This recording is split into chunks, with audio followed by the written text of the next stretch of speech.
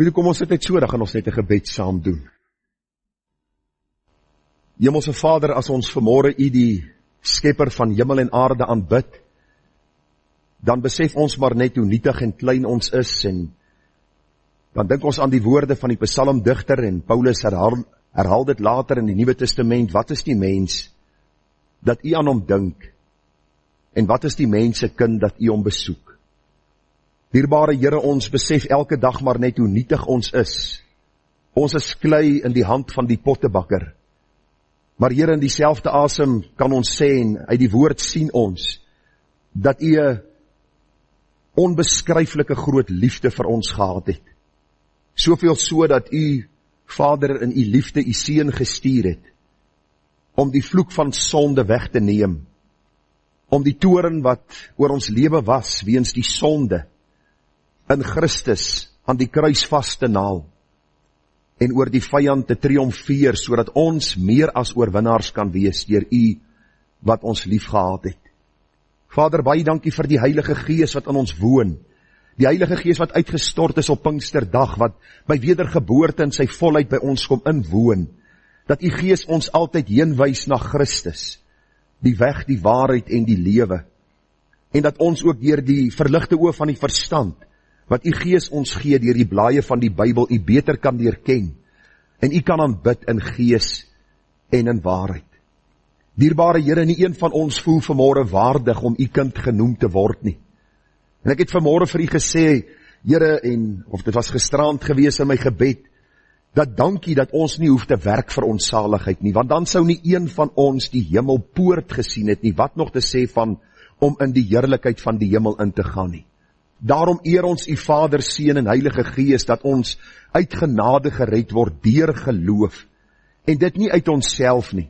Dit is die gawe van God, nie uit die werke nie, sodat ons nooit kan roem nie. Die dag wanneer ons U in die heerlikheid sien, sal ons in aanbidding, spontaan in aanbidding, Here, U loof en prys, omdat U so groot genade aan ons kom bewys het. Ons leef in 'n land, Here, wat stikkend is, gebroken. Here, daagliks hoor ons van geweld, ons lees wat aangaan by skole, ons sien die anargie wat heers by ons universiteite, ons sien ons regeringslei wat amper half net skouers optrek en alles maar net laat begaan, ons hoor, Here, van al die ellende wat mense tref, en selfs in ons gemeente is daar hartseer verhale, en ag Here, ons kan nie vanmôre in 'n hoek gaan sit nie. Al wat ons vanmôre kan doen is om die oë gefestig te hou, Christus, die leidsman en voleinder van ons geloof. Ons kan vir mekaar bid vanmôre, ons kan mekaar opbou in die allerheiligste geloof, en bo alles kan ons mekaar versterk deur die geloof in die hoop, dat die beste lewe lê vir ons voor. 'n Lewe saam met Christus, waar sonde en stryd en siekte en pyn en korrupsie nooit weer deel van ons verwysingsraamwerk sal wees nie. Ag Here, dis nie wensdenkery nie, dit is feite uit U woord. En die Bybel sê vir ons baie duidelik, Here, dat U woord is die waarheid. As daar een boek is wat die toets van tye deurstaan het, dan is dit U kosbare woord waarop ons bou. Want Here, vanuit die blaaie van die Bybel leer ons U ken, en ons dank U dat U vir ons hierdie boek gegee het. Ja Here, ons beleef 'n tyd waar mense nie meer die Bybel wil lees nie. Mense dink die Bybel is uitgedateer. Mense luister eerder na hierdie profeet of daardie profetes of een of ander apostel wat nou kwansies 'n nuwe salwing van God ontvang het. Here, mag ons hierdie dwaasheid van ons bely voor U, en mag ons weer hierdie boek oopmaak en, soos daardie sonnaskoolliedjie sê, wonderbaar boek, sal sy blaaie deursoek, sal dit lees en gehoorsaam. Dit is 'n wonderbaar boek. Die afgelope tyd het ek net weer besef die waarde van 'n studie van U woord. Om deur die psalms te lees is 'n kosbare reis, Here, waarop ons gaan, om te sien dat manne soos Dawid en Korag en verskillende van hierdie skrywers deur dieselfde stryd as ons gegaan het. Maar Here, ook aan die ander kant meer as oorwinnaars uit die stryd getree. Daarom dank ons U dat U hierdie boek vir ons gegee het, waardeur U met ons praat, en dat ons op ons beurt in gebed kan antwoord en sê, nee, my lewe, laat dit, Heer, U gewy wees meer en meer. Dankie vir hulle wat siek was, wat terug is by ons, wat gesond is. Here, baie dankie vir hulle wat deur stryd gegaan het, wat vanmôre ook kan getuig van oorwinning. Dankie dat ons U kan eer, dat ons U kan loof en prys, omdat U vir ons so goed is. Nou vra ons dat U vir ons geopende harte en, Here, ontvanklike harte sal gee vir U woord. Ja, Here, dat ons alles sal afweer wat miskien ons aandag wil aftrek van U woord, en dat U ons sal stig, dat U ons sal rig en lei in die waarheid tot eer van U heilige naam. Gemeente, genade, barmhartigheid en vrede word vir U geskenk van God ons hemelse Vader en van ons dierbare Here Jesus Christus, en dit word kragtig menigvuldig deur die werking van sy Gees ook hier by ons. Amen. Nou, ek gaan vanmôre vra dat U die woord sal oopmaak by Psalm 17. Nou, dit was vir my 'n worstelstryd tot vroeg vanmôre, wat gaan ek preek, of Openbaring, of Psalm 17, en ek dink die psalms het gewen. Daar is meer psalms as wat daar, of meer hoofstukke en verse in die boek Psalms as in Openbaring, so ek glo die Here het ook dan vir my gelei om vanmôre met U te praat oor Psalm 17, gebed om redding, en vanaand dan gaan ek met U aangaan met die reeks boodskappe uit Openbaring 5, en ek gaan 'n bietjie praat oor die engele. So kom ons staan stil by Psalm 17, ek vra dat U saam met my sal lees. As U nie 'n Bybel saamgebring het nie, agter op die bord is die woorde. Ons lees uit die standaard vertaling, die 33-53 vertaling van die Bybel. Koning Dawid is aan die woord, sy gebed van Dawid, hy sê, Here, hoor 'n regverdige saak, let op my smeking, luister tog na my gebed, met onbedrieglike lippe. Laat my reg van die aangesig uitgaan, laat die oë regverdig sien. U het my hart getoets, dit in die nag ondersoek, U het my gekeer, U vind niks nie, wat ek ook dink, my mond oortree nie, aangaande die handelinge van die mens, ek het deur die woord van U lippe die paaie van die geweldenaar vermy. My gang het vasgehou aan U spore, my voetstappe het nie gewankel nie. Ek roep U aan, want U verhoor my, o God. Neig U oor tot my, luister na my woord. Maak U gunsbewyse wonderbaar, o verlosser, van die wat by U regterhand skuil vir teenstanders. Bewaar my soos 'n oogappel, verberg my in die skaduwee van U vleuels. Teen die goddelose wat my geweld aandoen, my doodsvyande wat my omring. Hulle het hul gevoel afgesluit, met hul mond spreek hulle hoogmoedig. Nou het hulle ons in ons gang omsingel, hulle rig hul oë daarop om ons op die grond uit te strek. Hy is soos 'n leeu wat begeerig is om te verskeer, en soos 'n jong leeu wat in die skuilplekke klaar lê.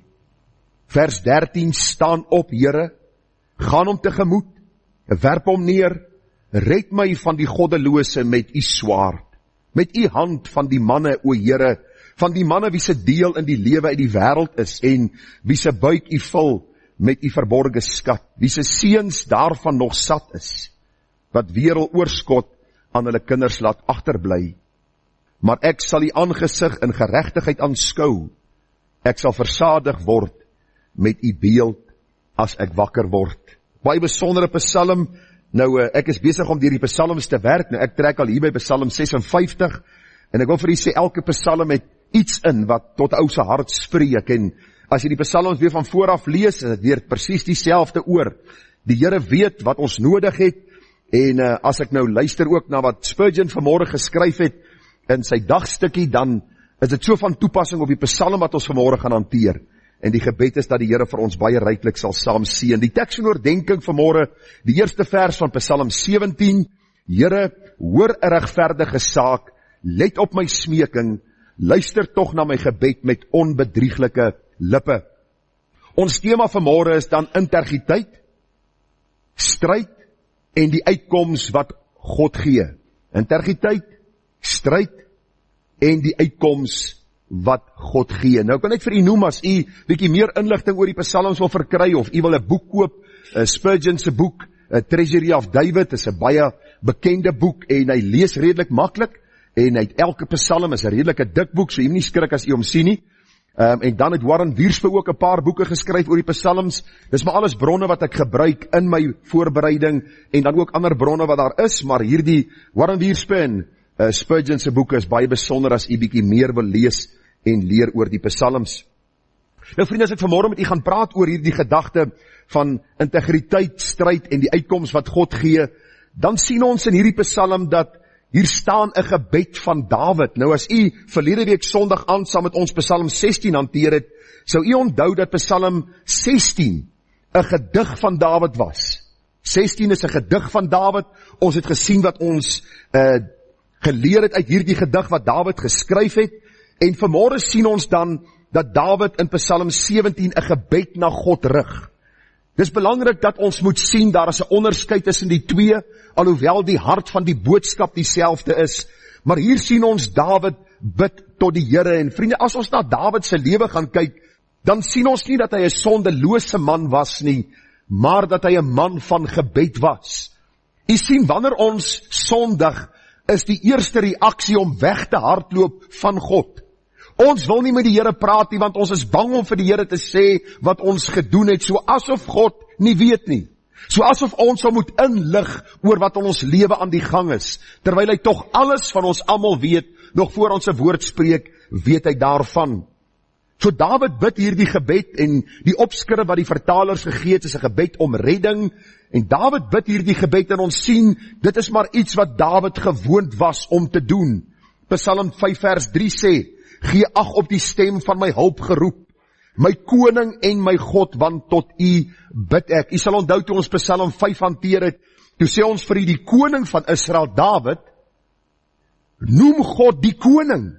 Met ander woorde, hy besef sy koningskap is afkomstig van die Here, maar daar is 'n koning groter as hy, dis die God wat op die troon van die hemel sit en van die aarde maak die voetbank van sy voete. Hy sê, Here, gee ag op my, want ek bid tot u. Psalm 61 vers 1, 'n psalm van Dawid, o God, hoor my smeking, luister na my gebed. U kan gaan lees, toe Dawid gesondig het met Batseba. Toe lees ons in Psalm 32 en 51 die boetepsalms waar Dawid gebid het om vergifnis, en waar sy hart dan ook gebroken was oor sy verkeerde dinge, en hy dan na God genader het. En vriende, dis die eerste gedagte wat ek in u midde wil neerlê vanmôre, is die eerste en belangrikste prioriteit in die lewe van die kind van God is om te bid. En ek kan u waarborg, die meeste van ons vanmôre hier sukkel om te bid, en ons sukkel om genoegsame tyd in te ruim vir gebed, en ons ly geestelik skade omdat ons nie bid nie. Want u sien vriende, gebed is so suurstof vir die siel. Ons kan nie sonder suurstof klaarkom nie, stem nie saam? Ek dink nie daar is een van ons wat 10 minute gaan maak nie. En dis ongelukkig ook so wat die siel aanbetref. Ons kan nie die woord lees en ons bid nie, en antwoord God in gebed oor wat hy vir ons geleer het uit sy woord nie. Spurgeon sê, mense vra hom, wat is die belangrikste om die woord te lees of om te bid? Toe sê hy, luister, 'n voël het 2 vlerke om te vlieg. Met een sal hy nie kan vlieg nie, en dieselfde met ons as kinders van God. Ons moet die woord lees, maar ons moet ook bid, want dit is suurstof vir die siel. Ek het hier op my notas geskryf, dis soos 'n 3-gang maaltyd vir 'n hongerswerweling. Gebed bring ons in God se teenwoordigheid, waar alles sin maak, al is die stryd hoe vel.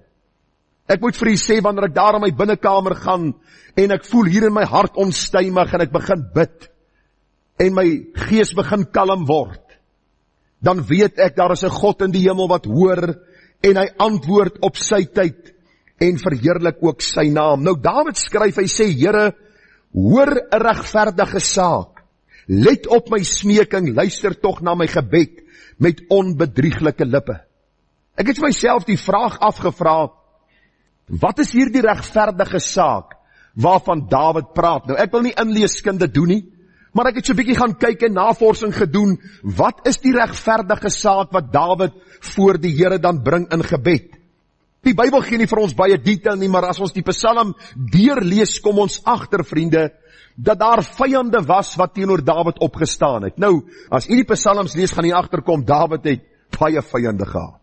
Ek voel baie keer so gerus, dan dink ek myself, daar so 'n paar ouens wat nie van my hou nie, maar Dawid het 'n span en 'n half gehad wat teen hom opgestaan het. Selfs die Bybel sê sy vriende het hulle hakskeen teen hom opgelig, en as ons hierdie Psalm bestudeer, sal ons agterkom hoe hulle Dawid beskimp, beskinder, beledig en vervolg het.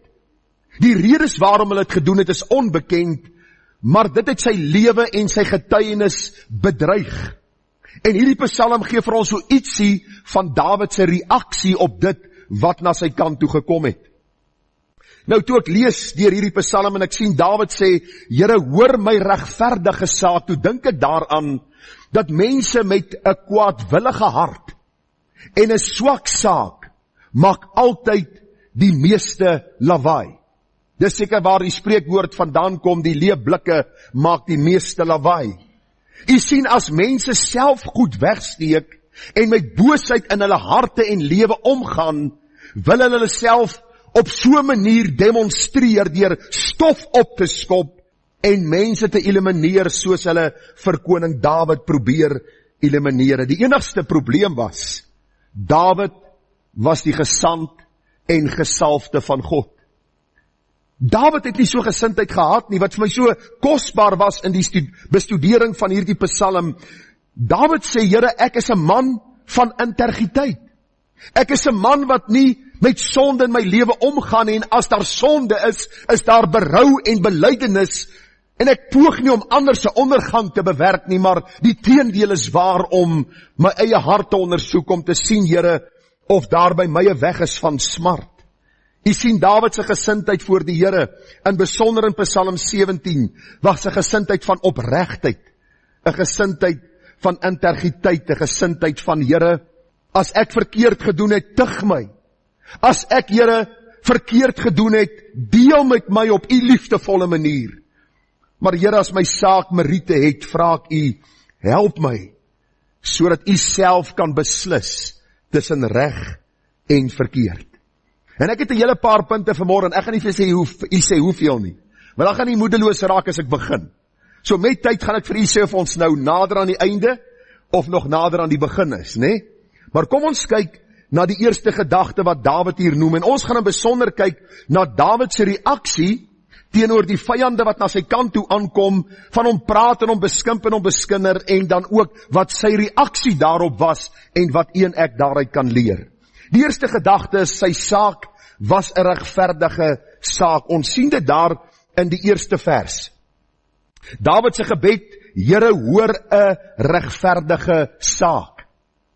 Ek het daaroor gepyns, ek het bietjie daaroor nagelees, en Dawid impliseer nie hierdeur dat hy sondeloos is nie, maar eerder dat hy 'n saak het waarin hy nie skuldig is nie, en waar hy nie oortree het nie. Met ander woorde, hy het met integriteit gehandel en is onskuldig aan dit waarvan hulle hom beskuldig. Ek wens partykeer die Bybel het so bietjie meer detail gegee, dat ons kon weet wat in hierdie saak aan die gang was, maar God het dit van ons weerhou vir 'n bepaalde rede, en ons moet maar net sien wat die feite is, wat die Here vir ons deurgegee het. U sien, en u moet vanmôre tog hoor dat ek vir u sê, ons is sondaars uit genade gered. Dan praat ons van koning Dawid, ons praat van onsself, ons is sondaars uit genade gered. Baie belangrik, baie maal, en ek wil amper sê die meeste van die tye, ly ons met 'n lang y, omdat ons skuldig is aan een of ander oortreding. En dan is daar tye, waar ons ly omdat ons verkeerdelik behandel word, deur mense wat ons ondergang soek. In Dawid se geval was dit laasgenoemde. Hy sê, Here, in hierdie saak het ek nie verkeerd gehandel nie, wat ook al die saak was. Maar Here, ek kom en ek kom pleit my saak by u. U sien, hy ly nie as gevolg van sonde wat hy gedoen het nie, maar as gevolg van iets wat hy reg gedoen het, en ander mense het nie daarvan gehou nie. Die vraag is, wat kan ons doen, wanneer hierdie goed na ons kant toe kom? En dit is my so kostelik hoe die Here Psalm 17 oor my pad gebring het, in hierdie tyd waarin ek sit. Die vraag het by my opgekom, wat moet ek doen wanneer ek voel, ek is te nagekom, of wanneer ek voel daar is 'n onregverdige saak teen my? En ag, ek glo die Here het vir my hierdie wysheid gegee, om vir u ook vanmôre te sê, soos die Here tot my hart dit gespreek het, die saak voor die Here moet bepleit word. Wanneer daar 'n saak op hande is, regverdiglik of onregverdiglik, in hierdie saak regverdiglik, bepleit jou saak voor die Here. Wat moet jy verder doen? Begin by jou eie hart, Here, is daar nie in my hart sonde of sondige motiewe of iets wat u Vader hart bedroef deur wat ek gedoen het of wat ek gesê het nie. Begin altyd by jou eie motiewe en maak seker dat die saak op hande 'n regverdige saak is, wat nie so seer oor jou handel nie, maar oor die eer van God en die uitbreiding van sy koninkryk. Ek is nie die middelpunt van die wêreld en van hierdie heelal nie. U sien, alles gaan nie oor my en hoe ek myself moet verdedig en hoe ek myself moet regverdig in sekere situasies nie. Vra jouself die vraag af, wanneer jy vanmôre in stryd sit, is dit 'n saak wat regverdiglik is? Is daar nie sondige motiewe in jou en my hart nie? En vra vir jouself die vraag af, is jy besig om die eer van God eerste te stel? Of jouself? Onmiddellik gaan jy agterkom of jy met 'n regverdige saak of 'n selfsugtige saak besig is. Hoor wat sê Dawid in Psalm 66 vers 16 tot 20. Hy sê, kom luister en laat my vertel julle almal wat God vrees, wat hy aan my siel gedoen het. Ek het hom aangeroep met my mond en lofgesang was onder my tong. As ek ongeregtigheid bedoel het in my hart, sou die Here nie gehoor het nie. Waarlik, God het gehoor.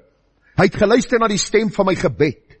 Geloof sy, die God wat my gebed nie afgewys en sy goedertierenheid aan my nie onttrek het nie.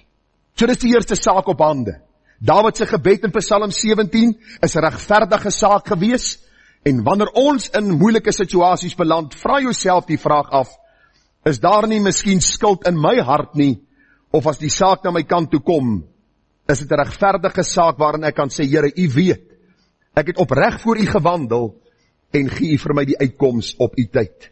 Die volgende gedagte wat ek opgetel het in hierdie Psalm is, die Here is vol medelee met sy kinders. Nou die woordjie medelee, vriende, is 'n gevoel van jammerte in iemand se slegte situasie. Dis om verdriet te hê oor ander se leed. En ek het aan hierdie Psalm gekyk en ek sien God se hart wat aan ons geopenbaar word. Hy is vol medelee met sy kinders. Vers 1 sê, Here, hoor 'n regverdige saak, let op my smeking. Hierdie woordjie smeking in die Engels, give attention to my cry. Met ander woorde, Dawid roep na God. Dis nie 'n geprewel en so paar woordjies wat hy sê om sy gebed klaar te kry nie. Sy siel is in sy binneste ontstel. Hy sê, Here, hierdie is 'n regverdige saak. U sien die manne wat teen my aankom en ek vra vir u, hoor my saak. Wees vir my genadig. En ek sien in hierdie Psalm God se medelee met sy kinders. U sien, Dawid weet sy stem word aan die allerheiligste gehoor. Elke traan, elke versigtiging, elke geroep uit jou siel is vir God hoorbaar en hy let daarop. Nou ek kom agter en ek weet nie of ek verkeerd is nie. Weet nie of dit deel van oupaskap is nie. Maar ek sien die oupas in ons gemeente, die ouer manne, en ek kuier met hulle en ek praat met hulle en ek kom agter, ons raak gouer tranerig as 10 en 20 jaar terug. En ek het myself die vraag afgevra, hoekom? Raak ons nou softie, soos hulle sê? En ek het agtergekom, soos die woord ons harte penetreer. En God ons harte vir ons openbaar in die lig van sy heiligheid. Wanneer ons in situasies kom, dan sien ons en ons verstaan en weet al, verstaan niemand anders te nie, daar is 'n God in die hemel wat medelee ook met my het. 'n Vader van ontferming, Psalm 103:13, soos 'n vader hom ontferm oor die kinders, so ontferm die Here hom oor die wat hom vrees. Vriende, ek kan weet, al voel dit vir ons soms of die Here nie hoor nie. Hy hoor, hy is vol medelee. Ek onthou laas jaar, na my broer se afsterwe, het daar 7 dae verbygegaan voor my pa gesterf het. En ek het geroep en ek het gebid. En my Here het my pa nog steeds weggeneem, maar as iets wat die Here my kom leer het. In daardie moeilike tyd het hy my nog steeds gehoor. Hy het nog steeds medelee met my gehad. En hy het nog steeds die uitkoms gegee in die sin, dat hy die God van die nabye is, al het daar nou 'n jaar plus verloop in my lewe. U sien, dit is wat ons moet leer, want Hebreërs 4:15 sê, want ons het nie 'n hoofpriester, wat nie met ons swakhede medelee kan hê nie, maar een wat in alle opsigte versoek is, net soos ons, maar sonder sonde. Hy het nie met jou swakhede nie medelee nie. Hy's juis een wat medelee het.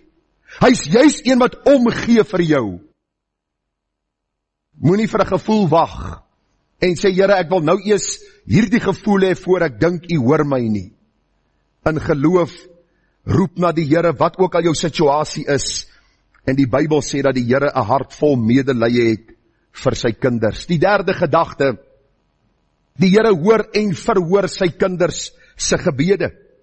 Hoor wat sê Psalm 17, vers 1, 3 en 6. Here, hoor 'n regverdige saak, let op my smeking, luister tog na my gebed, met onbedriegte lippe. U het my hart getoets, dit in die nag ondersoek, u het my gekeer, u vind niks nie. Wat ek ook dink, my mond oortree nie, ek roep u aan, want u verhoor my, o God, neig u oor tot my, luister na my woord. Is nie kosbaar om te weet dat, terwyl ons weet dat die Here vir ons hoor, wanneer ons bid, hy ook die een is wat ons verhoor op sy tyd, en op sy manier.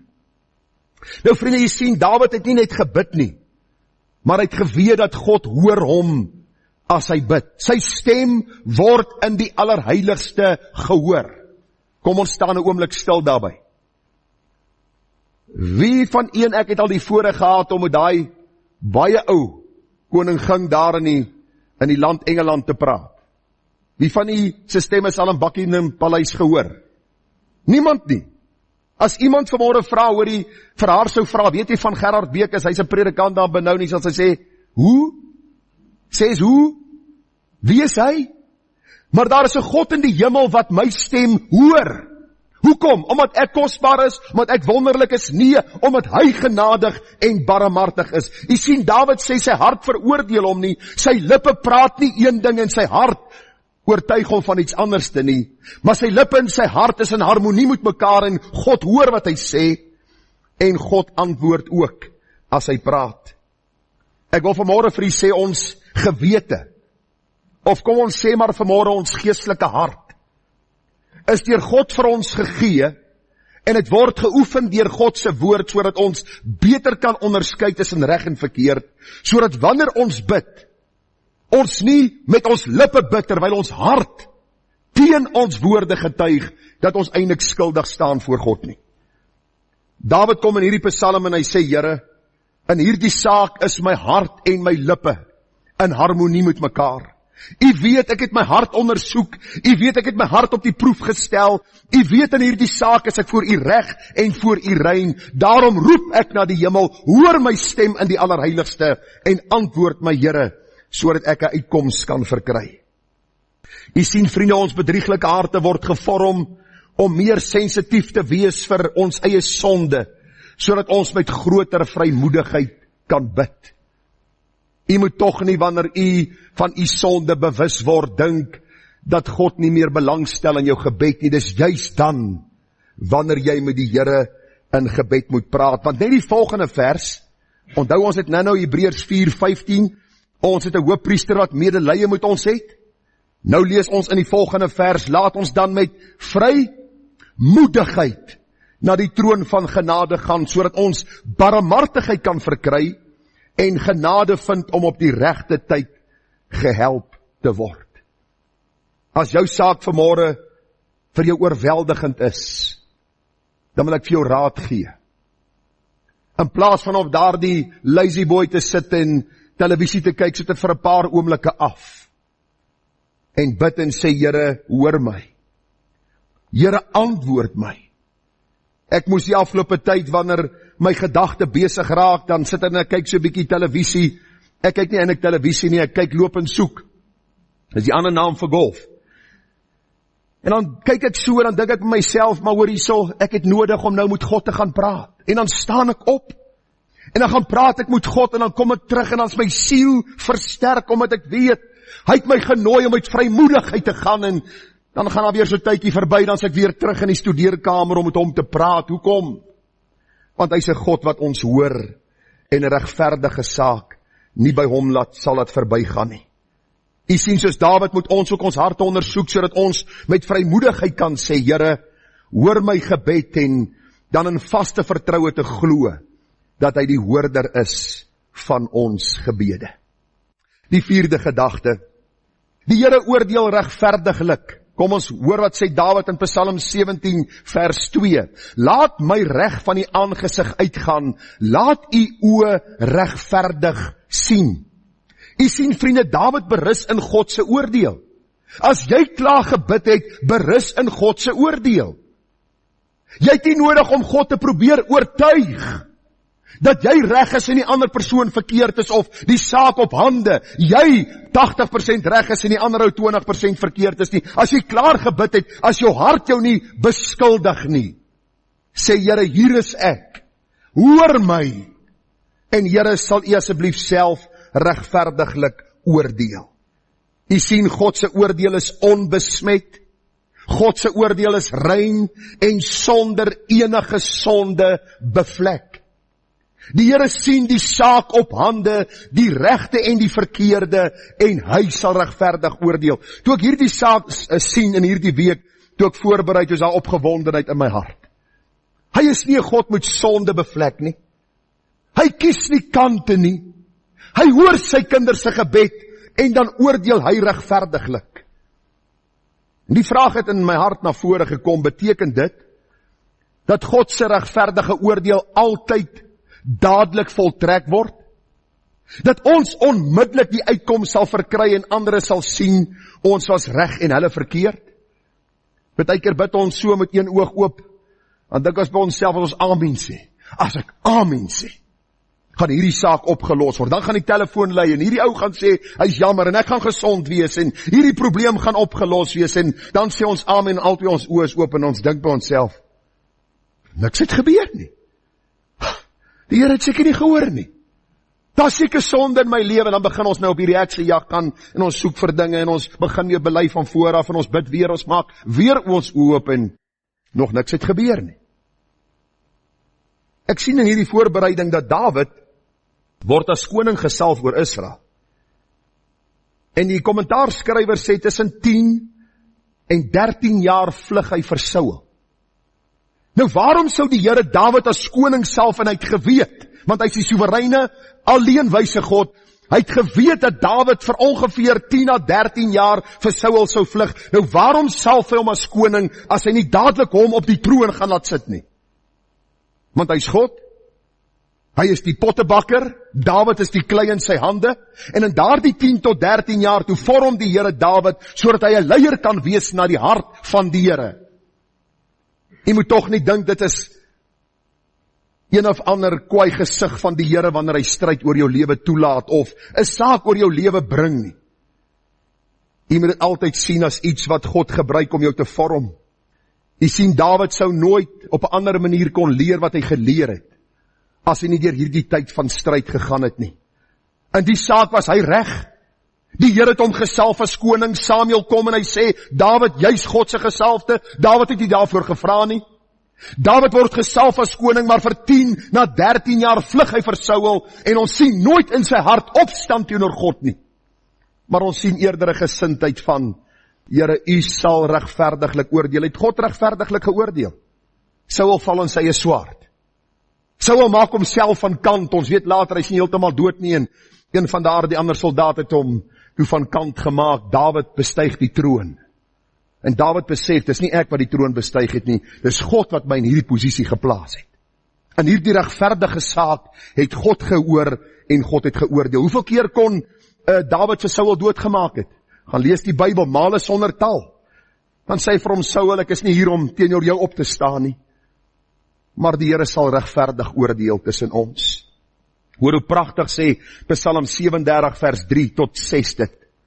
Vertrou op die Here en doen wat goed is. Bewoon die aarde en beoefen getrouheid en verlustig jou in die Here. Dan sal hy jou gee die begeertes van jou hart. Laat jou weg aan die Here oor en vertrou op hom, en hy sal dit uitvoer. En hy sal jou geregtigheid laat voortkom soos die lig, en jou reg soos die middag. As jy klaar gebid het, berus by die feit dat God regverdiglik sal oordeel.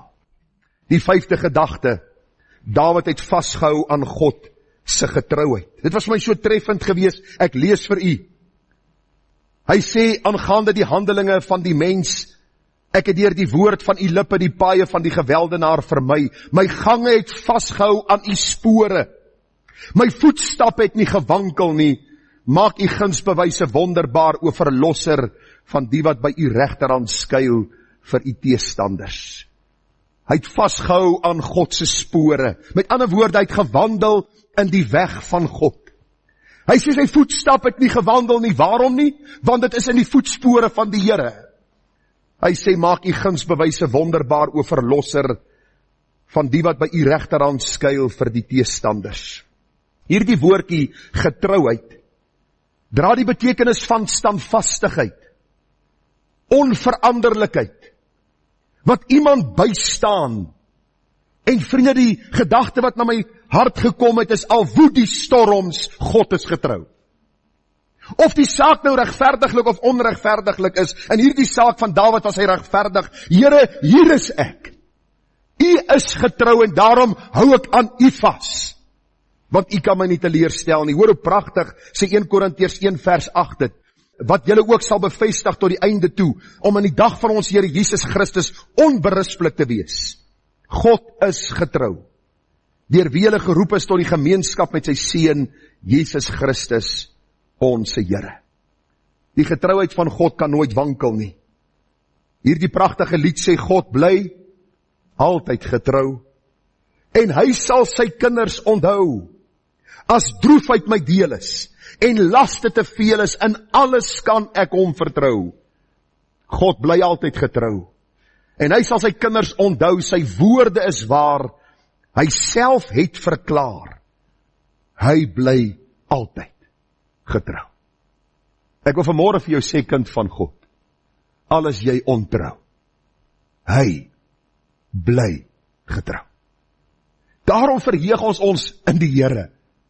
Daarom aanbid ons hierdie God. Daarom sien ons uit om hom te sien. Waarom? Want hy bly getrou. As jy hom nie so ken nie, dan moet jy seker gaan maak dat jy al by die kruis hierdie verlossing ontvang het. En as jy vanmôre deur stryd gaan, moenie dat die stryd jou plat druk en dat jy sig verloor van die Here nie. Hy nooi jou vanmôre, hy bly getrou. Dawid het dit gesien, Dawid beleef dit, hy skryf dit vir ons in hierdie baie besondere psalm. Maar ag vriende, hierdie gedagte het my hart getref. Dawid het geweet dat God 'n besondere liefde vir sy kinders het. 'n Besondere liefde vir sy kinders. Nou, 'n mens speel met ander mense se kinders en jy sien hierdie babietjie en jy, is baie mooi en kyk hoe mooi glimlaggie en weet al hierdie dingetjies en dan kom jy by jou eie kleinkind. En dan dink jy is prinses daai wat hier lê. Alles is mooier en alles is beter en alles is pragtiger. Nou ek wil vanmôre vir jou sê, God het 'n besondere liefde vir jou, as jy sy kind is en uit genade gered is. Hoor wat staan hier, bewaar my soos 'n oogappel, verberg my in die skaduwee van u vleuels. Hierdie baie bekende Suid-Afrikaanse uitdrukking, jy is die appel van my oog, beteken man, kom ek sê dit maar in plain Afrikaans, jy is special. En ek wil vanmôre vir jou sê, ons idee van God is, en ek wil vanmôre dit pertinent sê, veral in die EG Kerk, is ons idee van God, is hierdie God wat heeltyd reg staan, om ons by te kom, omdat ons nie aan sy standaard kan voldoen nie. Jy sal nooit aan sy standaard kan voldoen nie. Vergeet daarvan. Jy sal nooit kan uitkom om te sê, ek het gearriveer, en nou is God tevrede oor my nie. Nou kyk hy na my en hy sê, ja, kyk hoe presteer hy kind van my nie. Ek wil vir u sê, wat vir my getref het, is dat die Here nie heeldag staan met 'n kwaai gesig en na my kyk en my wil elimineer en van die gras vol maak nie. Ons het dikwels 'n vrees vir God, wat hierdie liefde van hom heeltemal verberg vir ons. Ons moet God vrees. Ek het daaroor gepreek al. Ons moet sonde haat, ek stem met u 100% saam. Die groot rede waarom ons God se liefde nie altyd vir sy kinders sien en ervaar nie, is omdat ons nog sondaars is. Moenie dat iemand vir jou sê, jy kom op 'n punt waar jy sonder sonde is nie. Iemand wat so praat is 'n leienaar. Want die Bybel leer vir ons baie duidelik dat ons 'n bedrieglike hart het. Markus 7, van binne uit die hart van die mens kom sonde. Ek wil vanmôre vir jou sê, as kind van die Here, as weergeborene, en u moet saamvolg wat ek sê, dat u nie verkeerd verstaan, of my verkeerd aanhaal nie. As sy weergeboren is, het hy ons lief, ten spyte van ons sonde. Die dag toe die Here my gered het hy geweet van daardie dag tot die dag dat ek hom sal sien, gaan ek hoeveel maal nog val. Maar hy het sy liefde oor my uitgestort, ten spyte van my sonde. Elke ware weergeborene van die Here haat sonde. Ons treur oor ons sonde. Maar onthou, ons sonde kan nie ons kindskap of verhouding met God en sy liefde tot ons breek nie. Dit was vir my so kosbaar toe ek het sien. Ek wil gou vir u lees wat staan in hierdie 1 Johannes 2 vers 1. Nou voor ons daarby uitkom, wat sê hoofstuk 1 vers 8? U ken mos u woord, u het mos te gaan memoriseer. Daar staan, as ons sê dat ons nie sonde het nie, dan mislei ons onsself en die waarheid is nie in ons nie. As ons sondes bely, is getrou en regverdig om ons sonde te vergewe ensovoorts. Nou kom hy by hoofstuk 2 vers 1. Johannes, die apostel van liefde, skryf hierdie brief. En hy gebruik hierdie woorde. My kinders. Ek weet nie of dit u hart tref nie. God sê vir my, my kind. My kind, ek skryf hierdie dinge aan jou, dat jy nie moet sondig nie. Ek het my seun gestuur om te sterf, ek skryf aan jou, dat jy nie moet sondig nie. En as iemand, as een van julle my kinders, gesondig het, ons het 'n voorspraak by die Vader, Jesus Christus regverdig. Gesien u die verhouding, kind, Vader, my kind, as jy gesondig het, ek wil nie jy moet sondig nie, maar as jy gesondig het, Vader het jou lief en hy het vir jou 'n weg gebaan deur Jesus Christus. En dit is presies wat Dawid sê, dat God het 'n besondere liefde vir sy kinders. Ek wil vir u nog 2 verse lees wat my hart getref het. Deuteronomium 32 vers 9, want die Here se deel is sy volk, Jakob is sy afgemete erfdeel. Hy het hom gevind in die woestynland en 'n woeste wêreld, vol gehuil van die wildernis. Hy het hom omring, op hom ag gegee, hom bewaak soos sy oogappel. Nou in tye soos hierdie, dan wens ek baie keer ek het so bietjie Pinksterbloed in my gehad, om net te sê halleluja en prys die Here. Let op wat staan hier. Hy het hom gevind in 'n woestynland, met ander woorde droogte, in 'n woeste wêreld, vol gehuil, 'n wildernis, met ander woorde Jakob die bedrieër, die polygamis, die ou wat 'n vrou gevat het wat nie syne was nie. Die Here sê vir hom, jy is in hierdie woeste woestynland, maar wat het ek gedoen? Ek het jou omring. Ek het op jou ag gegee, ek bewaak jou soos my oogappel. Dis die vertroue wat ons as kinders van God het. As hy 'n goeie werk begin, sal hy dit volëindig. Al moet hy jou tug weens jou sonde, hy sal dit doen. Maar die uiteindelike doel is om jou te heilig, en hy gaan nie 'n goeie werk wat hy begin het, halfpad los nie. Daarom kan 'n kind van die Here nooit tevrede wees met sonde, en in sonde bly leef nie, want hy weet dat God hom liefhet, soos die appel van sy oog. Sagaria 2 vers 8, want so sê die Here van die leerskare, hy het my gestuur agter heerlikheid aan, na die nasies wat julle uitgebuit het, want wie julle aanraak, raak sy oogappel aan. Hoor hierso, ek weet nie van u nie, maar dis vir my siel 'n bemoediging. Wie my kind aanraak, raak my oogappel aan. Ek wil vanmôre vir jou sê dat die Here jou liefhet, as jy sy kind is. As jy nie vanmôre sy kind is nie, dan staan jy buite sy genade. En die genadepoort staan vir jou oop. En al wat jy moet doen vanmôre is om te sê, o Here, wees my genadig. Ek wil deel wees van hierdie besondere skare mense. Ek wil deel wees van hulle wat u ook kan sê, hy is my oogappel, sy is my oogappel. Omdat hulle gered is uit genade deur Jesus Christus. Die voorlaaste gedagte, die Here sal self met die vyande deel. Dawid sê in Psalm 17 vers 8, bewaar my soos 'n oogappel, verberg my in die skaduwee van u vleuels. teen die goddelose wat my geweld aandoen, my doodsvijande wat my omring. Hulle het al gevoel afgesluit met hul mond spreek hulle hoogmoedig.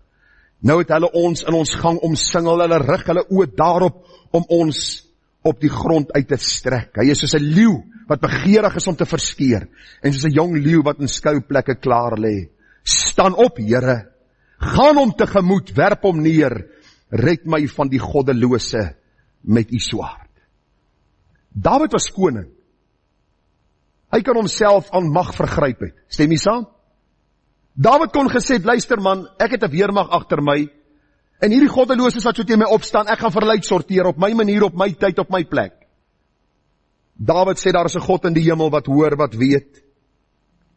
Here, u hoor die gepraat, u hoor die dreigemente, u hoor al die dinge.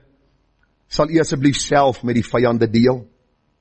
Onthou u die volk Israel in Egipte? Slawe, die Bybel sê hulle hulp geroep het tot by God gekom, 10 plaag, na die 10de plaag sê Farao vir hulle, skoort, trek. Hy wou nie luister die eerste keer nie, ook nie die derde, ook nie die 5de, 10 keer moes God met hom praat. Die 10de keer is hy uit, is die volk uit en hulle trek en hulle kom by die Rooi See. En sê gou vir my, was die water oop? En hulle staan daar, honderde, duisende van hulle, baie kommentaarskrywers reken daar was tot 2 miljoen, as jy die vrouens en die kinders, en die agterkleinkinders en die babiekies saamvat, nee? Omtrent seker 2 miljoen mense, 'n see voor hulle, en toe hulle omkyk, toe sien hulle die stofwolk van Farao, met sy waans en sy leers. En toe hulle piknik, onthou jy? Nee, hulle vrees, daar is benoudheid in hulle siele, en wat kom doen God? Hy stuur sy engel om tussen die Egiptenaars en tussen die volk Israel in te kom, die wolkkolom wat skeiding maak, en die Here sê vir hulle in Eksodus 14 vers 14, die Here sal vir julle stry en julle moet stil wees. En almal wat Spurgeon se morning and evening het, lees asseblief as u by die huis kom, vandag se oggendgedeelte. Gaan goed inpas by vanmôre se boodskap. Die Here sal vir julle stry, maar julle moet stil wees. Wat gebeur? Die Here maak die Rooi See oop en hulle trek droogsvoet deur en die Here vernietig hulle vyande. Die vraag wat ek vir myself gevra het is, beteken dit ons moet net stil sit en kyk wat God gaan doen? Somtyds is dit nodig. Somtyds moet ons verby die saak kyk op hande en vir die Here sê, Here, help my om aan te gaan met die werk wat u my gegee het om te doen. Dit help nie, jy is heeltyd besig met die saak en top oor die saak en hoop en beplan en dink en redeneer oor die saak nie. Here, u is in beheer. Maar wat moet ons doen ook? Ons moet bid. Ons moet werk. Ons moet nie kwaad teestaan. Ons moet opstaan vir wat reg is, die leensprekers weerlê, die sondiges vermaan, maar in dit alles op die Here vertrou dat hy in beheer is en die laaste sê sal sê. Psalm 44:26, want ons siel is in die stof neergebuig, ons buik kleef aan die aarde, staan op tot ons hulp en verlos ons om u goedertierenheid ontwil. Vriende, ons is nou in die pylvlak. Ons is nou besig om te hardloop na die einde toe. So skep moed, u hoef nie langer meer te sit nie, ons kom by die laaste gedagte. Dit was vir my die kersie op die koek van hierdie boodskap, en dit is maar typies hoe Dawid sy psalms afsluit. Dawid se begeerte te midde van die stryd is om homself te verlustig in die Here. Hoor hoe pragtig stel Dawid dit in vers 15, die laaste vers wat ons saam gelees het. Maar ek sal die aangesig in geregtigheid aanskou, ek sal versadig word met u beeld, as ek wakker word. Vanmôre toe ek wakker word, toe dink ek aan hierdie vers. Wat het Dawid bedoel? Ek wil wakker word met u beeld. Het hy 'n prentjie gesien van die Here? 'n Foto wat iemand geskilder het, of geskets het in 'n skildery van die Here, 'n snaakse prentjie wat ons vandag van die Here voordoen, glad nie. Die gedagte was, hy het onmiddellik wakker geword en gedink aan God se getrouheid. Dat hierdie God in beheer is, en dat hierdie God die een is in wie ons moet verlustig. Dit was nie 'n eenmalige begeerte wat Dawid uitgespreek het, Here, ek wil my verlustig in u in tye van stryd nie. Psalm 63, ons lees vanaf vers 1, 'n psalm van Dawid, toe hy in die woestyn van Juda was. O God, u is my God, u soek ek, my siel dors na u, my vlees smag na u, in 'n dor en uitgedroogde land sonder water. Nou kan jy vir jouself vra, wat doen Dawid in die woestyn van Juda? Hy het mos 'n troon. Laat hy gaan sit en laat hulle hom bedien. Wie kan vir my sê, kom sit hy in die woestyn van Juda? Heel moontlik omdat sy seun Absalom hom vervolg, en Absalom gesê het, papa, jy gaan nie verder hierdie troon bestyg nie, hier gaan Boetie sit. En Boetie het nie rekening gehou met die God van Dawid nie, en Boetie het later aan 'n tak gaan. Nee, jy weet mos nou die verhaal.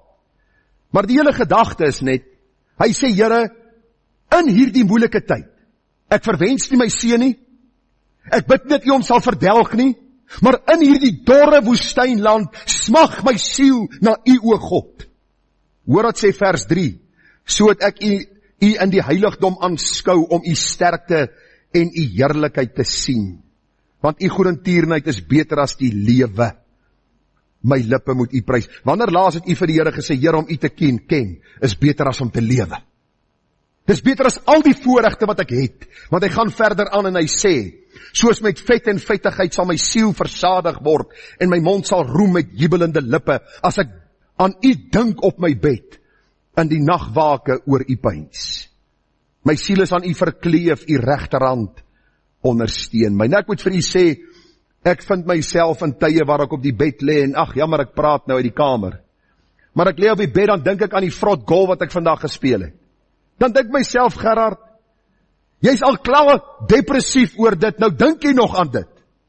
Daar is iemand aan wie jy kan dink, wat sy heerlikheid afgeskilder word in sy skepping, en deur sy woord vir ons baie duidelik na vore kom, bepeins die dinge daarbo, dink oor hierdie God. En hoor wat sê die Bybel, my siel is aan U verkleef. Dis 'n liefde wat jy vir God het, wat onbreekbaar is. As jy dit nie ken vanmôre nie, wil ek by jou pleit, dat jy in die eerste plek seker sal maak, jy ken die Here. As jy sê, ek is seker, ek ken hom, dan pleit ek by jou. Soek hom. Leer uit die blaaie van die Bybel om ken, sodat jy ook kan sê, maar luister, as niks belangriker as hy nie. Hy is die een wat ek lief het met my hele lewe. Die vraag is, wat is die eerste reaksie as dinge skeefloop in jou en my lewe? Regverdiglik of onregverdiglik? Ons raak depressief, morbied, swartgallig. Ons murmureer, ons raak opstandig en mis die doel van alles. Selfs as ek opstaan en die hond sien my die môre, dan weet hy, nou moet ek sleep. Nou moet ek gaan wegkruip, want ou baas is nie vandag lekker nie. En dis hoe ons optree. Ons vergeet dat die Here vir ons lief het en dat hy vir ons in hierdie besondere liefde trek na hom, sodat ons met hom besig sal wees. En nie met die saak of onsself of al die dinge wat daarmee gepaard gaan nie. Op die regte tyd sal die Here die uitkoms gee, en hoe kosbaar om te sien wat sê Psalm 4 vers 7 tot 9. Baie sê, wie sal ons die goeie laat sien? Verhef oor ons die lig van die aangesig, o Here. Vers 8, groter vreugde het U in my hart gegee as wanneer hulle koring en hulle mos oorvloedig is. Ek wil in vrede gaan lê en met eens aan die slaap raak, want U, o Here, alleen laat my in veiligheid woon. Kind Kalfyn het onlangs 'n gesprek gehad, en ek en Ethel het so DVD gekyk wat handel oor mense wat alles het. Alles. Karre, huise, vakansiehuise. Party van die ouens het seker vrouens by dosyne gehad. Maar hulle gedagte is hier binnekant. Dors ek. En ek honger na iets wat sin maak. 'n kind van God hoef nie te honger en te dors na iets wat sin maak nie, want hulle het iemand. Die lewende God van hemel en aarde wat ons kom koop het, deur die kosbare soendood van Jesus, en deur sy gees ons kom verseël het. En luister, hy gee groter vreugde as enige hoeveelheid geld, besittings, veiligheid, wat ook al u aan kan dink. Hy gee versadiging. En toe ek hierdie boodskap wou afsluit, toe dog ek, wat gaan ek vanmôre vir u sê? En toe's daar een halleluja lied wat in my hart leef. Ek lees vir die halleluja lied 7 om jou af te sluit. Die Here geur die kleed van heerlikheid. Wat hom omstraal is enkel majesteit. En deur sy krag wat enkel triomfeer, hou alles stand. Dit wankel nimmer meer. Hoor gou, u troon, o Heer, het ewig vasgestaan. U is die Heer van ewigheid af aan. Rivier en meer het woedend opgebruis, hul hoog gehef, geklots met groot gedruis. Maar oor hul, in die hoogste sit die Heer, geweldiger, as vloed van storm en meer, geweldiger, as golwe van die see, as hy van bo, sy stormbevele gee.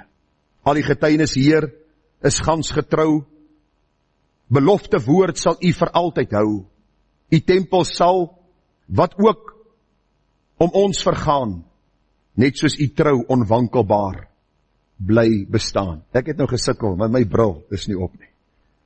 Maar die Here regeer, hy is op die troon, gaan lees in hierdie middag, hierdie Alleluia lied, en ek wil u bemoedig daarmee. Ek sluit die boodskap af. Sy saak is 'n regverdige saak gewees, en daarom het hy hom voor die Here gelê. Die Here is vol medelee met sy kinders, die Here hoor en verhoor sy kinders se gebede. Die Here oordeel regverdiglik, Dawid het vasgehou aan God se getrouheid. Hy het geweet dat God 'n besondere liefde vir sy kinders het. Die Here sal self met die vyande deel.